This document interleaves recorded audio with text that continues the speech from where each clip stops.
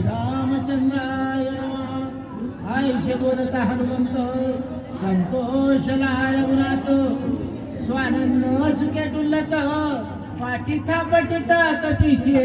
गौरीपुत्र गजानन कौशल्य पुत्र रघुनंदन शरणेका जनार्दन माता पिता आणि लक्ष्मीदेव रामकथा श्रवण करणाऱ्या सर्व रामभक्तांच्या कडे लोटांगण काढून पुढील कथानकाला सुरुवात करीत आहे. त्याचा अनुसंधान आपला भाऊ रक्ताच्या तारणात पडला, मूर्छांगण अवस्थेत पडला. प्रभू रामचंद्राने खंत केली आणि हनुमंतराय समोर आले. सांगितले, रामा काळजी करू नका, माझ्या सगळ्या भक्त असताना तुम्ही का काळजी करावी, आता जातो लगेच औषधे घेऊन येतो आणि आपला बंधू होते. रामाला समाधान वाटलं, आनंद वाटलं.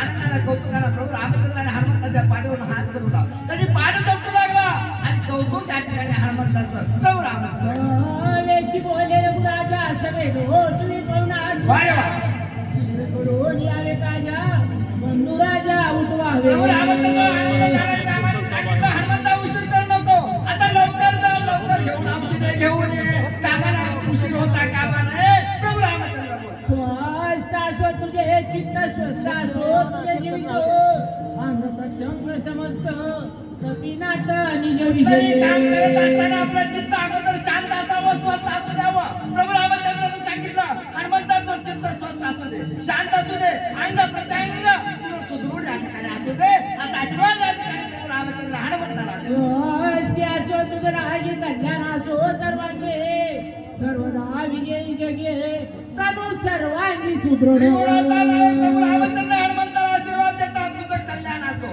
या जगतामध्ये तुझा कधीच पराभव होणार नाही, तू कुठे जाते तिथे या ठिकाणी विजय होशील, असा आशीर्वाद प्रभू रामचंद्र हनुमंताला देतात आणि लवकर औषधे घेऊन येण्याचा संदेश देऊन हनुमंता होय चिरंजीवी जे जीवित ज्ञान अनुभवे ज्ञान विज्ञान पदवे तुझे निभावी हनुमंता तू चिरंजीव होशील, ज्ञान विज्ञान तुला प्राप्त होईल आणि तुला जे ज्ञान पदवी होईल या ठिकाणी जगामध्ये या ठिकाणी सर्व अनुकरण करतील, तुझ्यामुळे जगात सर्व काही प्राप्त होईल, असा अनेक आशीर्वाद या ठिकाणी प्रभू रामचंद्र हनुमंताला. आता मी तुझा देव आशीर्वाद तो पूर्वीच तुझ्या बळा घालो फिकिर अति प्रसिद्ध आई कसा आवाज हनुमंता मी काय म्हणून तुला आशीर्वाद द्यावा. अरे मी जेवढे आशीर्वाद दिला ते सुद्धा या ठिकाणी क्षणभंगूर आहे.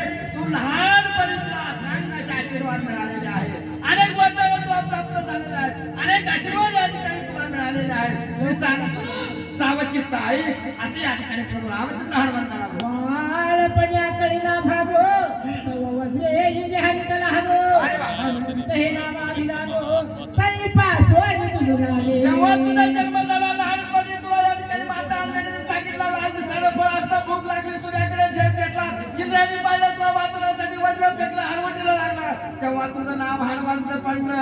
असं बोलणं या ठिकाणी भूतकाळाची आठवण प्रभू रामचंद्र हनुमंताला सांगितलं. रवीच्या धावणे असे आले लोक पाळवे गेचे छातीला आली कयाचे आई कसा होता हनुमंता सूर्याला गेल्यासाठी तू जात होतास, तेव्हा तुला आकळण्यासाठी सर्व धिक्कार, सर्व द्वारपाल जे काही या ठिकाणी लोकपाल होते, जे जगाचं कल्याण करण्यासाठी, लोकांचं रक्षण करण्यासाठी असणारे जे काही लोक होते, ते सर्वजण त्या ठिकाणी तुला आणवण्यासाठी आले. त्या कसं केलं तेही तुला सांगतो आई, असं राम बोलू लागला. झाले इंद्रवरचून शिवाचा चुड झाला चुड वरुणाचे पाशे समग्र जगसूर पैजाले. वरुणाला टाकलेलं पाश या ठिकाणी मोडून गेलं. जे काही महादेव कैलासपर्यंत राहणारं जे काही त्रिशूल होतं, ते त्रिशूल तुझ्या अंगावर भिरकावलं, ते सुद्धा या ठिकाणी कुंठी झालं, मोडून गेलं. त्या इंद्रदेवाला टाकलेलं वज्र ते सुद्धा भोतड झालं. असे या ठिकाणी प्रभू रामचंद्र हनुमंताला भूतकाळाची आठवण करून देऊ लागले. तू जन्माधी वरुण पाश, दुसरा आश्रमी आश्रम पाश, तिसरा कर्माचा कर्म पाश, तुझं विरेशा बाधेना. हनुमंता तुला धर्म पाश, कर्म पाश, वरुण पाश, कुठलाच पाश या ठिकाणी बाधत नाही, कुठल्याच पाशामध्ये तू अडकत नाही. इतका पराक्रमी तू आहे. प्रभू रामचंद्र हनुमंताचं कौतुक करून सांगू लागले.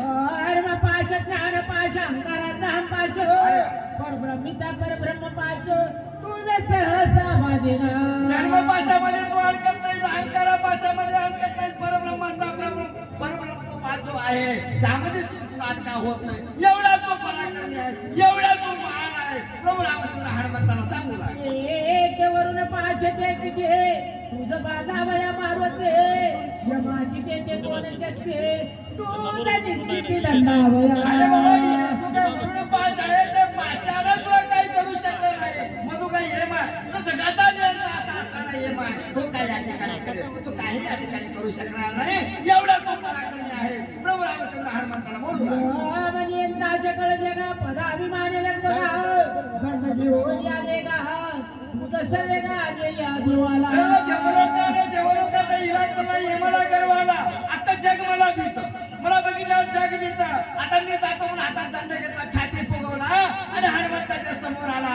पण त्याचा सुद्धा इलाज चालला नाही. हनुमंता एवढा तो पराक्रमी आहे. प्रभू रामचंद्र त्या यमाचा यमदंड पाये म्हणून गेलं तुझे ध्येय वाय वा. तेव्हा पुढे कोण काय हनुमान पाहि दंडावया असा तो यमदंड होता तुझ्या अंगावर भिरकावून मारला. 3 तुकडे त्या यमदंडाचे झाले. इलाज झाला नाही. यमाला चक्कर आली पण तुझ्या अंगावर केस वाकडा झाला नाही. एवढा तू बलशाली आहे. असा या ठिकाणी कौतुक त्या हनुमंताचं. प्रभू रामचंद्र अग्नी वायू कुबेर चंद्र सर्व धागे तुझे किंकरो लोकांगोट साचार हनुमान वीर तिलोके अरे लहान असताना तू एवढा पराक्रम केला. अग्नी कुबेर ये सर्व लोक तुला साष्टांग लोटांगण घातले, गुडघे टेकले गुडघे. हनुमंता तुझ्यासाठी आमचा विलास चालला आहे. एवढं लहानपणी असताना तू पराक्रम केलेला आहे. आता तर तरुण आहे, मग तुला काय अशक्य आहे असं कौतुक अशी आठवण या ठिकाणी भूतकाळातली प्रभू रामचंद्र हनुमंताला करू. पुण्याई प्रताप शक्ती लावून सगळ्यांची वरदोके वज्र जे यायची त्याचे श्री जगती मिरवीचे आणि एवढं जे यश मिळवलं स्वतःच्या मनगटावर मिळवलेलं आहे. कुणाचा वशिला इथं लावला नाही. स्वतःची ताकद दाखवला, स्वतःचा पराक्रम या ठिकाणी केला आणि एवढं वरदान तू या ठिकाणी घेतलेलं आहे. आणि वज्र जे या ठिकाणी शरीर या ठिकाणी झालेलं आहे. अनेक वरदानाचं गाठोड तुझ्या माती या ठिकाणी हनुमंत आहे. तुला कशामध्ये अपयश येणार नाही. तू सला विजयी होशील असं प्रभू रामचंद्र हनुमंताला बोलू लागला. यश माझे वरदान तुर्बळी वायू नंदन वेगे करो उठान बंधू रत्न माझा ध्येय अरे हनुमंत माझं काय वरदान आहे. माझं काम करतोस म्हणून माझ्या तोंडातून आपसूक शब्द या ठिकाणी बाहेर पडले. अनेक वरदान तुझ्यापाशी आहेत. अनेक या ठिकाणी तू काम करण्याचे या ठिकाणी तू लायक आहेस. आता उशीर करू नको. मी या ठिकाणी शक्तीपूर असणारे या ठिकाणी वरदान देतो, आशीर्वाद देतोय. तू लवकर उठ आणि लवकर जाऊन या ठिकाणी द्रोणागिरीवर जाऊन औषधी आणावं असं तो बोलू लागला.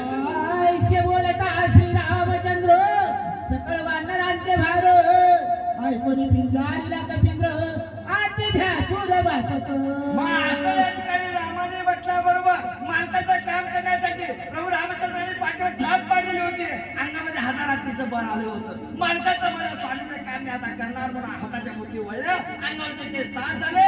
सर्व वानर सुद्धा आनंदित झाले. आता हनुमान आमचा जाणार आणि औषधी या ठिकाणी घेऊन येतात. हनुमंत जाण्याची तयारी करतात.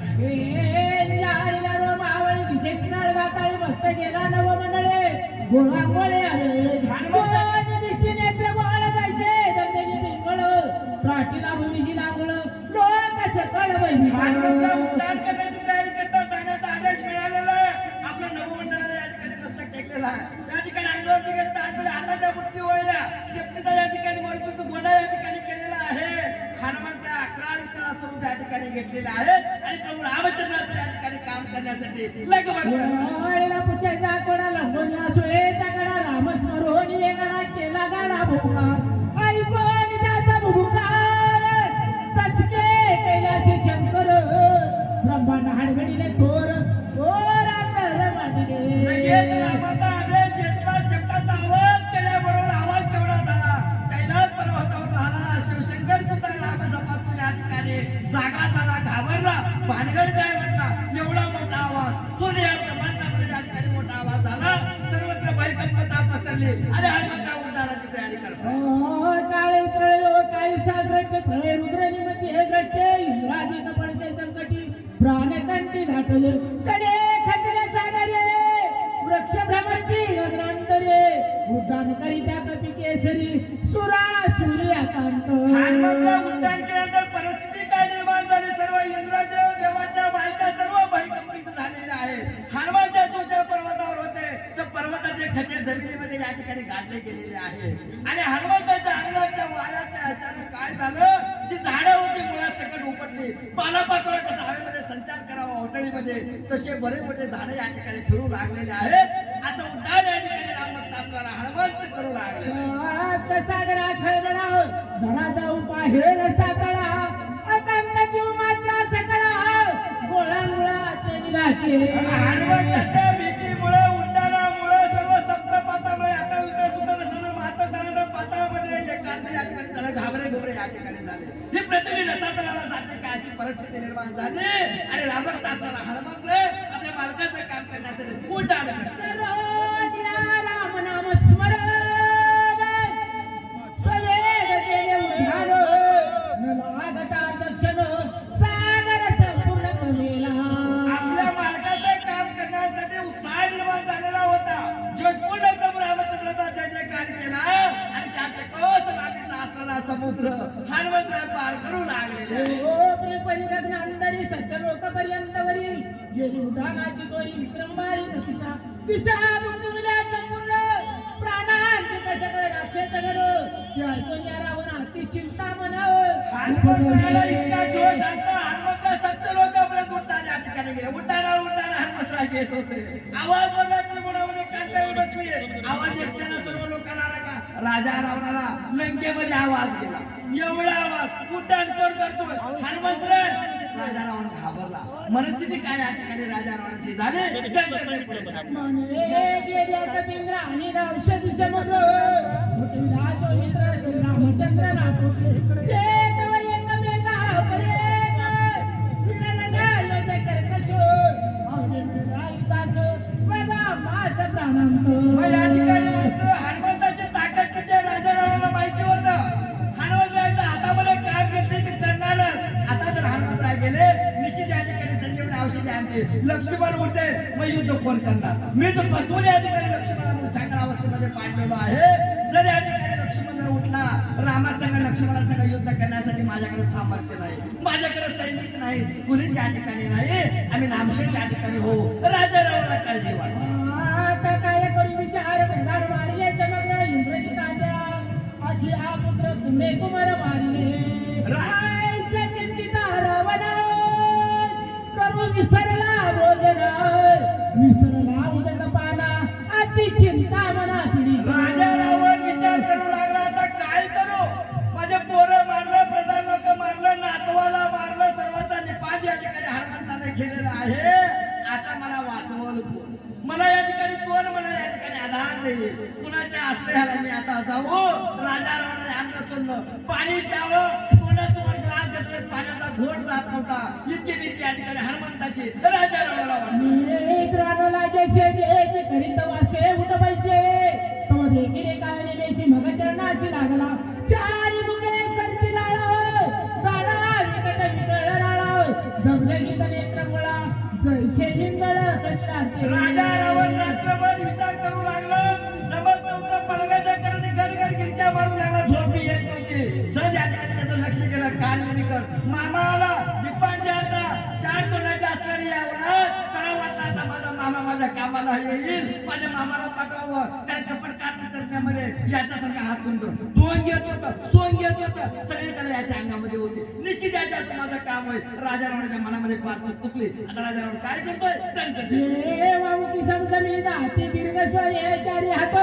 केशरी कठीण ते तो उभे दिशा शोधायचे आधी तिकडे जाणाचारी मुख समान पर्वत जरी कापडायचा काळाचे निरी मुकेशाचारी समसमीत वृक्ष रोविले जैसे असते तैसे हात पाय दिसते बिंबुळवाणी शरीरात ती एकता भीती यमकाळ अति भयानक शरीर त्या प्रार्थी दशचिर तुझा हो निसत्वर पर्वत चंद्र ठाकावा त्याच्या स्वरूपाचं वर्णन त्यांनी केलेलं आहे डोक्यावरचे केस निळे होते खडी होते जसं डोंगरावर या ठिकाणी सागाचा झाड्या होतो त्रिशूळ खाऊ असे निवडणूक होते चार मुखाचा होता 8 दाढा या ठिकाणी होत्या जिभीचे लाल भरीभुरी जीभ आहे त्याची आलेली होती जिभीच्या दाढामध्ये मांसाचे गोळे त्याच्या होते विद्रूप असा दिसणारा काळा कुट्ट खापरासारखा दिसणारा हा काळीला सांगितलं माझं एक काम आहे तुझ्या हातून ते काम होतंय तेवढं तू करावं असं बोलणं राजा राव त्या काठीला लागलं नादी सगळं समुद्र कुशदीप समुद्र लंबोनी आतील समुद्र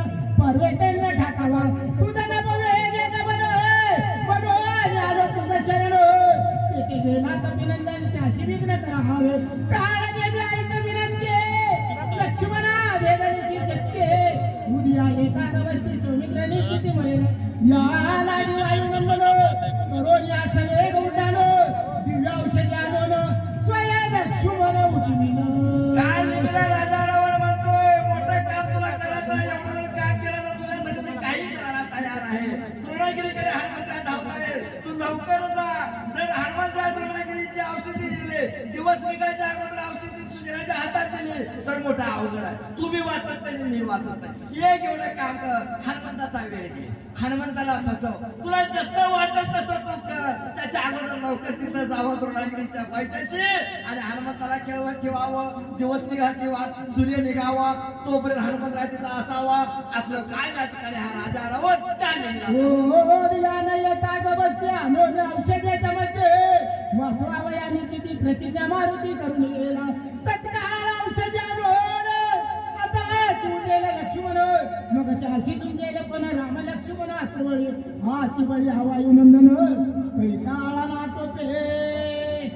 नाटोपे जाणं बलिष्ठ सगळं वाढणार गेलं त्याची कोण राजा रावण तुमच्या काम निघाला म्हणतो. हनुमंताने प्रतिज्ञा करून गेलेली आहे. रामाचा आशीर्वाद हनुमंताला आहे. 100% काम होणार आहे. त्यासाठी तुला जायचं आहे. तुला या ठिकाणी त्याला फसवायचं आहे. जर फसवला यशस्वी झालास तर उद्याचा दिवस आपण बघणार आहोत. नाहीतर रामासंग लक्ष्मणासंग युद्ध करायची ताकद आपल्या जवळ नाही. आपल्या जवळ तो कोणताच या ठिकाणी राक्षस प्रधान मुलगा कोणी युद्ध करणार नाही. मी सुद्धा युद्ध करू शकत नाही. मोठं संकट आपल्यावर येईल. एवढं काहीतरी तू करावं, हनुमंताला थांबवावं. राजा रावण कापते करून ब्रह्मशक्य आखडीता हे उर्मिला पते तव कार्य कादाने हकवाते उद्या गबसती न येता. मी कपट करून थोडं या ठिकाणी फसवून करून लक्ष्मणाला घायाळ केलोय. मी माझ्या कामामध्ये साध्य, मी माझं काम केलोय. आता तुला या ठिकाणी कपट करावं लागेल तर या ठिकाणी काहीतरी मी केलेलं फलित मला मिळेल. माझा काहीतरी फायदा होईल. माझी इच्छा या ठिकाणी साध्य होईल. नाहीतर पालच्या घागरीवर सर्व पाणी होईल. पुढे आम्ही कोणीच या ठिकाणी वाचणार नाही. राक्षसी जात शिल्लक राहणार नाही. असं या ठिकाणी काल गेलं प्रभू रामचंद्र बोलतात. या मला